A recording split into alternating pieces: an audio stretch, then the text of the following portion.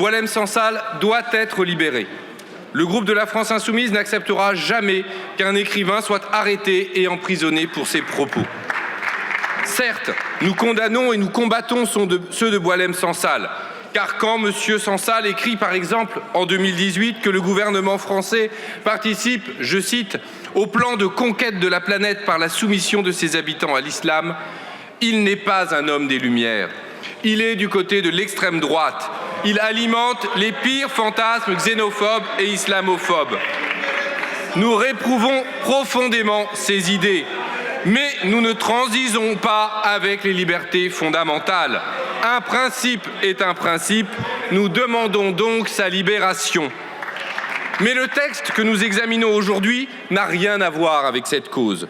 Si le sort de Boualem Sansal vous importait réellement, vous vous efforceriez d'obtenir sa libération par la diplomatie. Au lieu de cela, vous voulez attiser les tensions jusqu'à rompre le dialogue avec Alger. Votre texte n'est rempli que de rhétorique martiale, de postures d'ingérence empreintes de paternalisme néocolonial, de menaces sur l'accord d'association entre l'Union européenne et l'Algérie, une surenchère aussi folle que contre-productive. Si la cause des libertés publiques et des droits de l'homme vous importait réellement, vous ne les défendriez pas seulement dans le cas de Boualem Sansal, mais partout et toujours. Au lieu de cela, vous pratiquez le deux poids, deux mesures. Vous inquiétez-vous de la situation des droits humains au Soudan, en Libye, en Arabie Saoudite? Proposez-vous de suspendre l'accord d'association de l'Union européenne avec Israël? Vous préoccupez-vous des atteintes aux libertés que subissent en France les manifestants, les syndicalistes, la jeunesse des quartiers populaires, les indépendantistes kanaks et tant d'autres? Non, bien sûr, vous avez l'indignation sélective.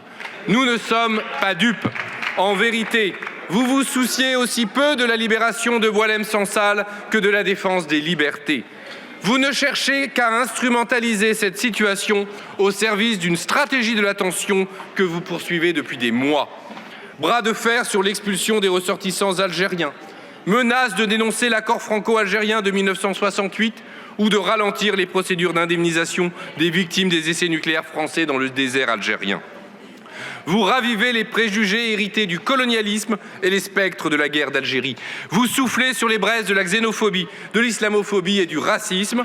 Vous voulez faire de l'Algérie et des Algériens des boucs émissaires. La manœuvre est délibérée, grossière, cynique. Ses objectifs sont transparents. Détourner l'attention de l'échec de votre politique, racoler à l'extrême droite et même, pour le ministre de l'Intérieur, surpasser son rival pour remporter le congrès de son parti. Petitesse des ambitions personnelles, infamie des moyens employés, c'est répugnant. Répugnant car cette surenchère verbale a des conséquences. Le dialogue avec Alger est rompu, les peuples français et algériens que tout rattache sont déchirés.